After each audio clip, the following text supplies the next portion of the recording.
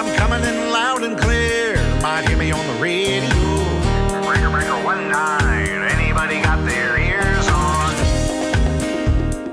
Hey guys, it's Eric, owner of Farpoint Farms here in the mountains of North Carolina, and tonight I am adding a new radio to the collection.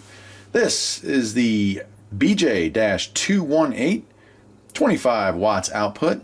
On high, medium, it's 10 watts, and low, it is 5 watts. Frequency, yeah, it's a dual band, 2 meter and 70 centimeter, 136 to 174 megahertz, and 400 to 490 megahertz, made by the Baojie Electronics Corporation.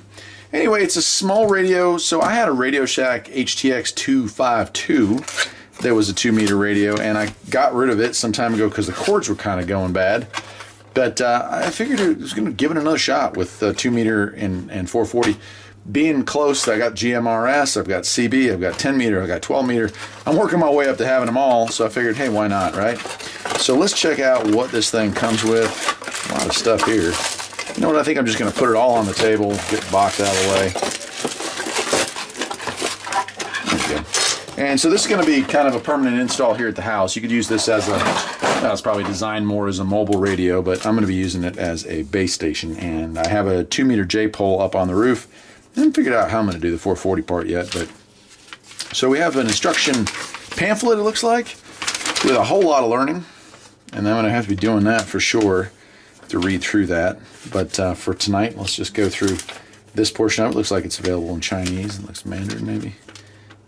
Yep, so dual language manuals there. We got air hook. I'm going to be mounting it right above where you are right there. And it did come with a nice mic holder as well, which is cool. Always nice when they include everything.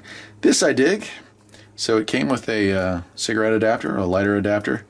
I guess they call it a 12 volt outlet now. It's not a cigarette lighter adapter anymore. But that's cool that it came with that, so you can hook it up as a temporary or permanent install.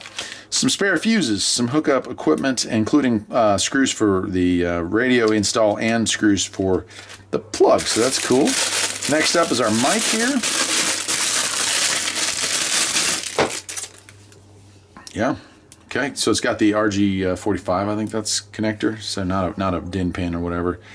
But it looks like a nice display here. We've got all our menu functions pretty much laid out on here. And a nice good clicker. Looks like there's a light there as well. So this thing probably pretty much controls all operation of the radio once it's installed. And then we got the man of the hour here. We got the radio. Some voltage readings, 13.8 volts. No problem there. And here we go. Oh, that's kind of cool. All right, so got a fuse built in. Comes with the spare fuses. Nice. Check it out. Fan. So it probably gets hot there if you're running at full power, and it was nice of them to include that. Pretty heavy-duty heat sinks on this thing. I mean, that's pretty deep ridges. And, of course, model number and all that info on here.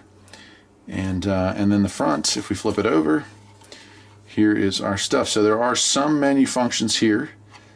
Menu and then channel up, down, volume up, down, FM.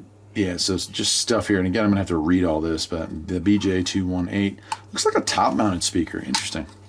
Very interesting. All right, well, I'll tell you what. I'm going to install it.